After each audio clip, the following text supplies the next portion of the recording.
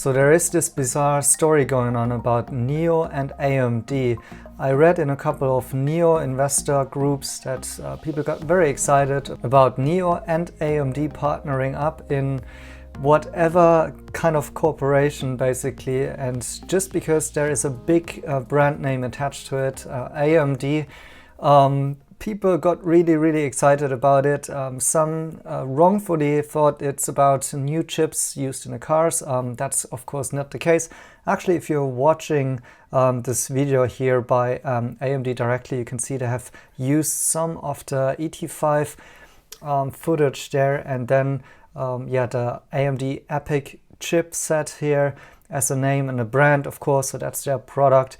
And then I have this little animation about in what kind of context this chip could be used. So basically in the area of production, for example, heat simulations, in crash simulations, and also in wind turbines testing. So this is where you need some processing powers, where you can actually use the AMD servers. But of course, the real game would actually be in the area of autonomous driving, where these kind of efficiency gains here could be coming into place, because of course NIO is collecting lots of data, more than 5 billion kilometers so far. And I have done a video before about a Nvidia executive which NIO has hired in order to actually make such simulations basically. So the idea is that NIO can use the miles that they have collected with all of the images and so on and label them, and basically upon this data making the system more smart, and in the future enable them to deal with certain driving situations. But that's actually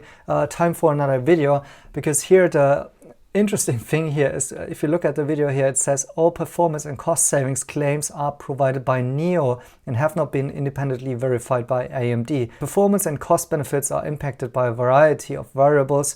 Results herein are specific to NIO and may not be typical. And then just 2 hours ago, something interesting happened when the corporate communications guy from NIO in China basically also tweeting, or basically on Weibo sending a message, retweeting the original AMD AMD China post here, saying, well, there is no such thing as a cooperation between AMD and NIO. It's just the fact that NIO is purchasing those AMD chips really enough for AMD to kind of come out and make a marketing campaign out of this. So this really contradicts the fact that this has been kind of a drafted cooperation, and where both sides have agreed to using this as marketing material. And also I think NIO is outlining here an important fact, which is basically all that NIO is doing is buying those chips from AMD, and I will make another video of where I think this will be playing into what is really the interesting part of that, and not most of the things mentioned in this video actually, but you know, the thing here is that it seems like the twist here, the turn, is that AMD thinks that NIO is such an interesting brand, at least in China right now already, that for them it makes a lot of sense to go out there, make a video and say, look, NIO, this innovative and upcoming brand is actually one of our customers, and we have a corporation, which means they're buying our chips, and making a big buzz out of that. And basically kind of that may be the problem here for NIO.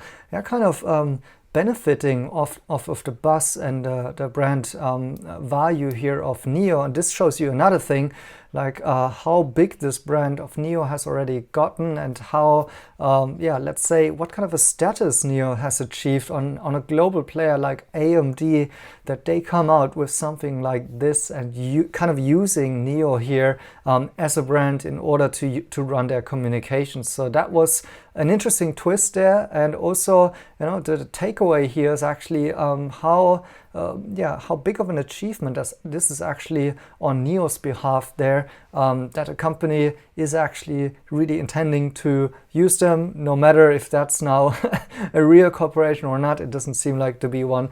But anyways, that's kind of what we can take away here also from NIO investors' perspective, that this shows also some value that you need actually also to consider in the valuation, because more and more companies and customers and groups and stakeholders want to partner up with NIO if that's possible. That shows the attractiveness of NIO, I would say.